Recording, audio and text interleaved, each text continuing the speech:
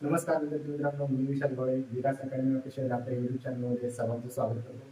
तर परीक्षेच्या दृष्टिकोनातून आज आपण एक टॉपिक आणलेला आहे, तो म्हणजे समानार्थी शब्द. समानार्थी शब्द हा तुम्हालाही माहिती आहे की परीक्षेमध्ये 4 किंवा 6 मार्कासाठी हा प्रश्न विचारला जातात. 2 किंवा 3 प्रश्न समानार्थी शब्दांचे विचारले जातात. तर आज आपण बघणार आहोत समानार्थी शब्द. तर चला सुरू करूया आपण. सर्वप्रथम बघा, ढग या शब्दाचे समानार्थी शब्द बघूया आपण. ढग,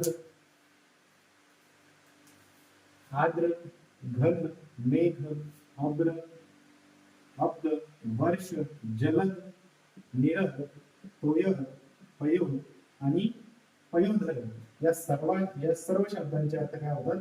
ढग होतात. मग आता लक्षात कशी ठेवायचे? तर सर्वप्रथम बघा, सारखे सारखे शब्द बाजूला करा.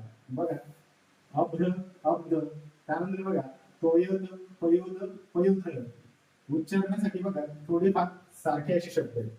बघा, जलद आणि निरद हे दोन्ही सारखे शब्द आहेत. मग आता कसं लक्षात ठेवणार? बघा, ढग म्हणजेच काय? आर्द्र घन मेघ, आर्द्र घन मेघ अब्र. काय बघा, आर्द्र घन मेघ अब्र. अब्द म्हणजेच ढग. त्यानंतर बघा वर्ष, वर्ष म्हणजेच ढग आणि वर्षा म्हणजेच काय? पाऊस. हे सर्वांना माहिती असेल. वर्षा म्हणजेच काय? पाऊस. तर बघा कसं लक्षात ठेवणार? बघा, आता ढग म्हणजेच काय? आर्द्र घन मेघ. काय? आर्द्र घन मेघ, अभ्र, अब्द, वर्ष, जलद, निरद हे दोन्ही सारखेच. बघा, त्यानंतर तोयद, पयद आणि पयोधर. तोयद, पयोद, पयोधर या सर्वांचा अर्थ होतो तुमचा ढग. सारखे सारखे शब्द बाजूला काढून त्यांचा जो शेवटचे शब्द आहे, जसं द वगैरे रायमिंग जसं जोडतो आपण, त्या पद्धतीने जोडायचे प्रयत्न करायचे. बघा, त्याच पद्धतीने बघा कमळ. कमळ या शब्दाचा समानार्थी शब्द बघा, पंकज, सरोज, नीरज, अंबुज, राजीव, नलिनी, अरविंद, पदम आणि कुमुद. हे सर्व काय कमळ या शब्दाचे समानार्थी शब्द आहेत. मग यापैकी एखाद्या मुलाचं नाव असतं बघा, पंकज, पंकज असतं. त्यानंतर सरोज एखाद्या मुलीचं नाव असतं, नीरज नाव असतं, राजीव, नलिनी, अरविंद, पद्म, कुमुद हे सर्व काय नाव आहेत, जे काय आपल्या दैनंदिन जीवनामध्ये आपल्या मित्रांचे, मैत्रिणींचे नाव यापैकी काही असू शकतात. तर अशा पद्धतीने काही लक्षात ठेवायचं की कमळ म्हणजेच काय? पंकज, सरोज, नीरज, अंबुज, राजीव, नलिनी, अरविंद, पद्म आणि कुमुद या सर्वांचा अर्थ होतो कमळ. कमळ या शब्दाचे सर्व काय आहेत? समानार्थी शब्द आहेत. त्यानंतर बघा समुद्र. कोणता शब्द आहे? समुद्र.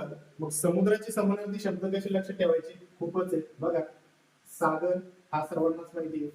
सिंधू, अर्णव, रत्नाकर, उदधी, जलधी, पयोधी, अंबोधी, अंबुधी, अब्दी, अंबोधी, जलाशय, जलनिधी, अंबुनिधी आणि सैतपती.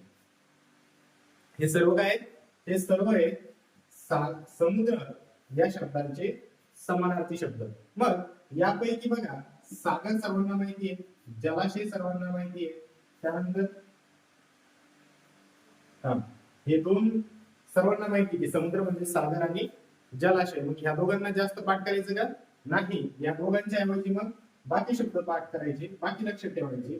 जसं की बघा सिंधू, अर्णव, रत्नाकर, उदधी, जलधी आणि अशा शब्दांवरून हे शब्द लक्षात ठेवायचे ज्यांचा शेवटचे अक्षर कसे सारखे. बघा, उदधी, जलधी, पयोधी, अंबुधी, अब्धी, अंबोधी. अंबुधी आणि अंबोधी हे सारखे शब्द आहेत, थोडे कानामात्राचा फरक आहे. बघा, त्यानंतर जलनिधी, अंबुनिधी आणि सरितपती. काय? सरितपती. मग समुद्र या शब्दाचे समानार्थी बघताना सर्वात अगोदर काय करायचं? जे शब्द आपल्याला माहिती आहे यामध्ये त्यांच्याकडे लक्ष द्यायचं का? नाही, कारण ते आपल्याला ऑलरेडी माहिती आहेत. मग लक्ष कुठं द्यायचं? तर सगळ्यात अगोदर बघायचं ज्या ठिकाणी शेवटचे अक्षर सारखे असतील, जसं आपण रायमिंग वर्ड्स म्हणतो बघा, अशा पद्धतीने काय करायचं, हे शब्द अगोदर लक्षात ठेवायचे. मग बघा समुद्र, समुद्र म्हणजे काय, उदधी जलधी पयोधी अंबुधी अब्धी अंबोधी. म्हणजे एका शब्दावरून काय होतं, आपल्याला वेगवेगळे शब्द काय होतात तर लक्षात येतात. त्यामुळे बघा पाठ करताना सर्वात अगोदर सागर, जलाशय जे शब्द माहिती आहेत त्यांना बाजूला करायचे. बाजूला केल्यानंतर बघा सिंधू, अर्णव, रत्नाकर यांना थोडं बाजूला ठेवायचं, यांना बाजूला ठेवायचं. नंतर कोणते घ्यायचे बघा, जसे सारखे ज्यांचे शेवटचे शब्द आहेत, उदधी, जलधी, पयोधी, अंबुधी, अब्धी आणि अंबोधी, यापैकी एक दोन जरी शब्द तुम्हाला आठवले तर हे 6 शब्द तुम्हाला लगेच येऊन जातील की हे काय समुद्राचे समानार्थी शब्द आहेत. त्यानंतर बघा मग सिंधू, अर्णव, जलनिधी, अंबुनिधी आणि सरितपती, काय सरितपती हे सर्व समुद्राचे समानार्थी शब्द आहेत. त्यानंतर बघा नदी, त्यानंतर काय नदी. आता नदीचे समानार्थी शब्द बघा सरिता, तटिनी, तरंगिणी, जलवाहिनी आणि तारिणी. हे सर्व काय नदीचे समानार्थी शब्द आहेत. नदी, आता नदीला आपण सरिता, हे सर्वांना माहित असेल, सरिता म्हणजेच नदी. आता त्यानंतर बघा तटिनी, तरंगिणी, जलवाहिनी आणि तारिणी, अशा पद्धतीने सिक्वेन्स लक्षात ठेवायची. कशाची, नदी या शब्दाच्या समानार्थी शब्दाची.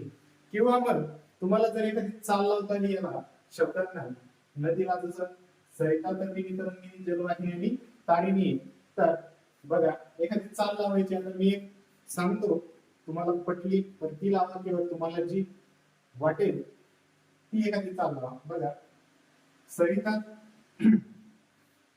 सरिता, तटिनी, तरंगिणी, जलवाहिनी, तारिणी, काय लावली बघा मी, ही सरिता, तटिनी, तरंगिणी, जलवाहिनी, तारिणी, म्हणजेच या सर्वांचा अर्थ काय होतो, नदी होतो. मग तुम्ही ही चाल वापरून वरची शब्द बघू शकता. बघा ढग म्हणजेच काय, आर्द्र घन मेघाभ्र, आर्द्र घन मेघाभ्र, अब्ध वर्ष जलद निरद, तोयद पयोद पयोधर, या सर्वांचा अर्थ काय होतो, ढग होतो. मग तुम्ही ही चाल लावा किंवा तुम्हाला वाटेल ती दुसरी चाल लावा, किंवा तुम्हाला तसं सांगितलं या शब्दांवरून शब्द लक्षात ठेवा, तुम्ही कुठलाही एक करून शब्द लक्षात ठेवू शकता. त्यानंतर बघा तलाव, तलाव या शब्दाचे समानार्थी शब्द बघा तडाग, तटाक, कासा, सरोवर आणि सारस. मग जे काही शब्द आहेत तलावाचे समानार्थी, त्यामध्ये पहिला कोणता आहे, तडाख आहे, तटाक आहे, कासा, सरोवर आणि सारस, हे सर्व काय आहेत तलाव या शब्दाचे समानार्थी शब्द आहेत. त्यानंतर बघा विहीर, विहीर या शब्दाचे समानार्थी शब्द बघा बाव, बावडी, आड, कुंप आणि बारव. यामध्ये नवीन वाटणारे शब्द बघा कोणते आहेत तिथं, हा एक आहे कुंप आणि हा दुसरा आहे बारव. त्यानंतर बाव, बावडी आणि आड, जे काही आपले गावाकडील लोक किंवा आपण जे काही गावाकडे राहतो तर गावाकडचे लोक काय म्हणत असतात, विहिरीला कोणी बावडी म्हणतं किंवा आड असं सुद्धा म्हणत असतं. म्हणजे आपल्या शेतकरी बांधव जे काही विद्यार्थी असतील त्यांना विहिरीची ही 3 शब्द नक्कीच माहिती असतील. आणि हे दोन जे नवीन आहेत थोडेसे, कोणते कुंभ आणि बारव, हे कधी ऐकलेले नसतात. त्यानंतर बघा पाणी, मग हे सर्व समानार्थी शब्द आपण कसे घेतले, पाण्याशी संबंधित घेतलेले आहेत. त्यानंतर आहे पाणी, पाणी म्हणजेच काय, जल, पय, नीर, तोय, अंबुक, आप, जीवन, सलील, उदक, वारी आणि आंब. मग पाण्याचे यापैकी तुम्हाला या अगोदर किती शब्द माहिती होते, तर हा एक माहिती असेल जल. तर जल म्हणतो बघा आपण, जल हेच काय आहे, जीवन आहे. काय म्हणतो आपण, जल हेच काय आहे, जीवन आहे. म्हणजे पाण्याचे समानार्थी शब्द बघा जल आणि जीवन दोन्ही काय पाण्याचे समानार्थी शब्द आहेत. त्याच पद्धतीने बघा जल, पय, नीर, तोय, अंबुक, आप, जीवन, सलील, उदक, वारी आणि आंब, हे सर्व काय पाणी या शब्दाचे समानार्थी शब्द आहेत. मग तुम्ही जर लक्ष केलं तर पाण्याचे आणि ढगामध्ये काही समानार्थी शब्द दिसतील तुम्हाला बघा. तोयद, पयोद. मग तोयद इथं काय झाला, फक्त तोय म्हणजे पाणी आणि तोयद म्हणजे काय, ढग. लक्षात येतं तुमच्या, तोय म्हणजेच पाणी आणि तोयद म्हणजेच काय, ढग. या पद्धतीने तुम्ही लक्ष ठेवू शकता. त्यानंतर बघा पय, पय म्हणजेच पाणी आणि पयोद म्हणजेच काय, ढग. त्यानंतर बघा नीर म्हणजेच पाणी आणि निरद म्हणजेच काय, ढग. त्याच पद्धतीने अंब, इथं बघा अंब म्हणजेच पाणी आणि अब्द म्हणजेच ढग. त्याच पद्धतीने अंबुक म्हणजे अंबुक आणि अब्द या दोघांचंही तुम्ही कनेक्शन या ठिकाणी लावू शकता आणि लक्षात ठेवू शकता की पाणी आणि ढग यांना फक्त द द द लागलं आणि समोर काय झाला, पाण्याचा ढग तयार झाला. समजतंय, म्हणजे शब्द तयार झाला. कसा, जल पय निरद तोय. पय निरद तोय म्हणजे पाणी आणि निरद तोय आणि पय समोर फक्त द लागलं आणि काय झाला तुमचा तयार, ढग हा तयार झाला. तर समोरचे शब्द बघूया आपण. तर समोर बघा समोरचा शब्द आहे आपला वारा. वारा तर सर्वांना माहिती आहे, ठीक आहे. मग वाराचे समानार्थी शब्द बघा. अनिल, समीर, पवन, वायू, मरुत, वात, हवा आणि व्यान या सर्वांचा अर्थ काय होतो, वारा. काय होतो, वारा होतो. यांना लक्षात कसं ठेवणार, मग यामध्ये काही तुमच्या मित्रांची नाव असू शकतात, अनिल किंवा समीर किंवा मग पवन असू शकतं, बरोबर आहे. या नावावरून त्याला सांगायचं अनिल म्हणजेच वारा, समीर म्हणजेच वारा, पवन म्हणजेच काय, वारा. असं त्यांच्याशी डिस्कस करायचं किंवा असं लक्षात ठेवायचं मित्रांच्या नावावरून वगैरे काही. तर काय बघा, अनिल, समीर, पवन, वायू, मरुत, वात, हवा आणि व्यान. तर वायू आणि हवा हे दोन शब्द तुम्हाला माहिती असणार. हे दोन, वारा म्हणजेच हवा किंवा वायू हे तुम्हाला अगोदरच माहिती आहे. तर या दोन्ही शब्दांकडे जास्त लक्ष न देता दुसरे शब्द त्याच्या ऐवजी जास्त करायचे. मरुत, वात आणि व्यान या सर्वांचा अर्थ काय होतो, तर या सर्वांचा अर्थ होतो वारा. त्याच पद्धतीने बघा ते जे शब्दाचे समानार्थी शब्द बघूया आपण. प्रभा, आभा, प्रकाश, तेजोमय आणि तेजस्वी. मग यामध्ये बघा बरेचशा मुलींचे नाव तुम्हाला दिसतील, बरोबर आहे. तुमच्या मैत्रिणी किंवा बहिणी वगैरे कोणी असेल तर तुम्हाला हे तेज म्हणजेच काय, प्रभा. बघा प्रभा म्हणजेच काय, कसं नाव आहे, मुलीचं नाव आहे. आभा म्हणजे एक मुलीचं नाव आहे. प्रकाश मुलाचं नाव, तेजोमय आणि तेजस्वी. मग यापैकी तुमचे मित्र मैत्रिणी कोणी असतील तर त्यांच्या नावावरून लक्ष ठेवायचं. तेज म्हणजेच काय, प्रभा, आभा, प्रकाश, तेजोमय किंवा तेजस्वी असं त्यांना सांगायचं की तुझ्या नावाचा अर्थ हा आहे. म्हणजे तुमच्याही लक्षात राहण्यास काय होतो, तुम्हाला एक सोपं जातं. त्यानंतर बघा दिवस. दिवस या शब्दाचे समानार्थी शब्द बघा. दिन, दिवस, वार. आता हे कॉमन शब्द आहे, हे सर्वांना माहिती आहे. दिवस म्हणजेच काय, दिन, दिवस, वार हे सर्वांनाच माहिती की दिवसाचे समानार्थी शब्द असतील. तर लक्षात ठेवण्यासारखे म्हणजे बघा वासर आणि अहन. दिवस म्हणजेच वासर, दिवस म्हणजेच अहन हे त्याचे काय झाले, समानार्थी शब्द झाले. हे नेहमी लक्षात ठेवायचं. त्यानंतर बघा रात्र. रात्र मध्ये बघा रजनी, निशा, शर्वरी, विभावरी आणि यामिनी. मग तुम्ही जर यामध्ये एक व्यवस्थितरित्या जर बघितलं असेल, निरीक्षण केलं असेल तर याच्यामध्ये मुलींची नावे जास्त आहेत. तुम्ही प्रत्येक समानार्थी शब्द बघा तर त्या समानार्थी शब्दांचे काही मुलींच्या नावाशी कनेक्ट होतात. तर आपण लक्षात कसं ठेवायचं, लक्षात ठेवण्यापुरतं सांगतोय, तुम्हाला काही वेगळं वाईट गोष्टी सांगत नाहीये. तर लक्षात ठेवण्यासाठी काय की फक्त हे नावावरून तुमचे मित्र असतील, मैत्रीण असेल, घरात बहीण असेल किंवा भाऊ असेल तर त्यांच्या नावावरून तुम्ही शब्द लक्षात ठेवू शकतात. जसं रात्र आहे, रात्र. मग एखादी आता सपोज एखाद्या मुलीची मैत्रीण आहे, तिचं नाव निशा आहे, मग ती तिला सांगू शकते की मी आज हा शब्द बघितला, तुझ्या नावाचा अर्थ होत असतो रात्र. मग तिला डिस्कस करून किंवा तिच्या नावावरून आपण या गोष्टी लक्षात ठेवू शकतो. तर बघा, किंवा मग याचा सरळ एक उपाय म्हणजे याचे रोज 2 वेळेस याचं रिव्हिजन करा. तिसऱ्या दिवशी तुम्हाला हे शब्द पाठच होते, इतकंही करायची गरज नाही. बघा, रात्र, रजनी, निशा, शर्वरी, विभावरी आणि यामिनी हे सर्व कशाचे समानार्थी शब्द आहेत? तर रात्र या शब्दाचे. त्यानंतर बघा, काळोख. रात्र आणि काळोख मध्ये फरक आहे का? काय म्हणतो मी, रात्र आणि काळोख मध्ये फरक आहे. ठीक आहे. तर बघा, काळोख म्हणजेच काय? तम, तिमिर, अंधार. तम, तिमिर, अंधार. अंधार म्हणजे रात्र हे सर्वांनाच माहिती आहे. सॉरी, अंधार म्हणजेच काळोख हे सर्वांनाच माहिती आहे. मग लक्षात ठेवायचे कोणते? तम आणि तिमिर हे दोन शब्द. म्हणजेच काय? काळोख म्हणजेच काय? तम, तिमिर, अंधार. त्यानंतर पुढचा शब्द बघा, किरण. किरण हा शब्द, त्याच्या समोर बघा समानार्थी शब्दाचे कर, रश्मी, अंश आणि मयूख. किरणचे समानार्थी शब्द काय? कर, रश्मी, अंश आणि मयूख हे सर्व काय? किरणचे समानार्थी शब्द आहेत. त्यानंतर बघा, चंद्र या शब्दाचे समानार्थी शब्द.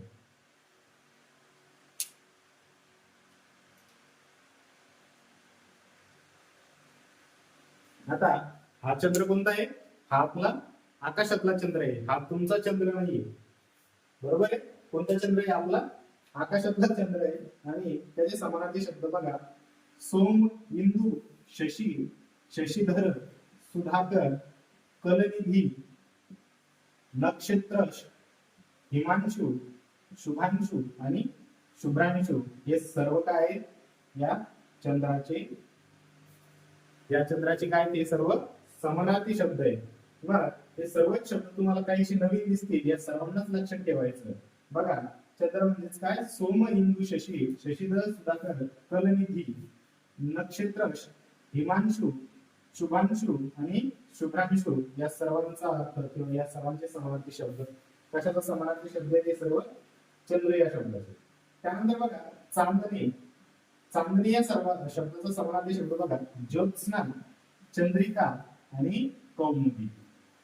ज्योत्स्ना, चंद्रिका आणि कौमुदी हे कशाचे आहेत? तर तुमचे चांदणे या शब्दांचे समानार्थी शब्द आहेत. चला समोर काही बघूया आपण समानार्थी शब्द.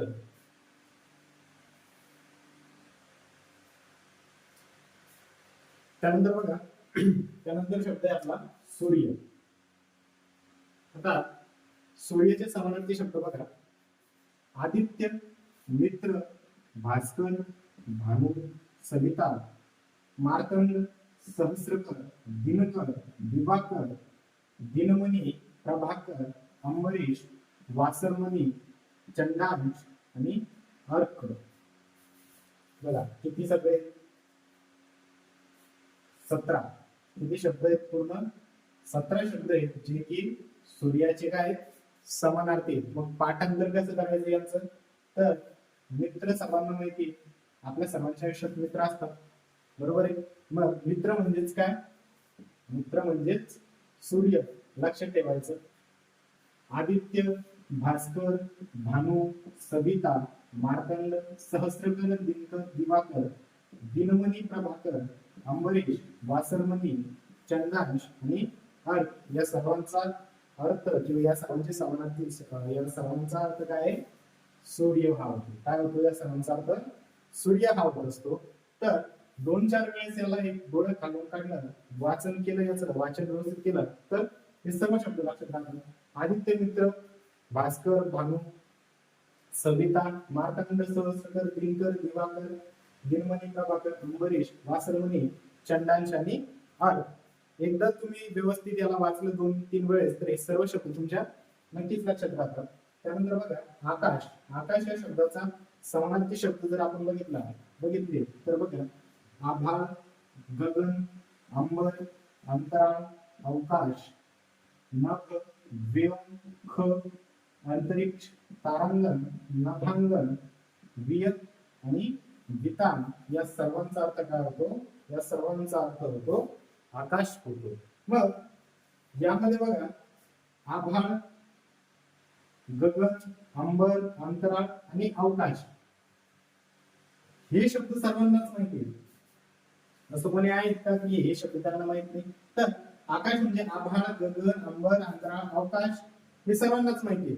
मग जे शब्द तुम्हाला थोडेसे नवीन वाटतात त्यांच्याकडे बघ द्यायचा. मग काय नभ, नभ म्हणजे माहिती आहे पण लक्ष ठेवा.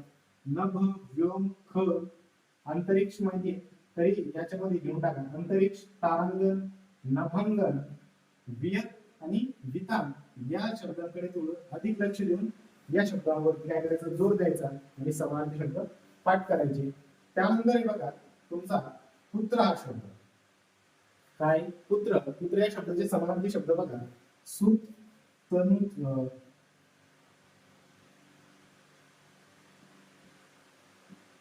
तनुज, आत्मज आणि नंदन. बघा म्हणतात बघा देवकी नंदन गोपाला. म्हणतात ऐकलेला असेल सर्वांनी काय? देवकी नंदन गोपाला म्हणजेच काय? देवकीच्या पुत्रा गोपाला असं त्याचा अर्थ आहे. तर नंदन म्हणजेच काय? पुत्र. त्यानंतर बघा सुत, तनुज आणि आत्मज या सर्वांचा अर्थ काय होत असतो? तुमचा पुत्र हा शब्द होत असतो. त्यानंतर तुमच्यासाठी एक शब्द आहे तो म्हणजेच बघा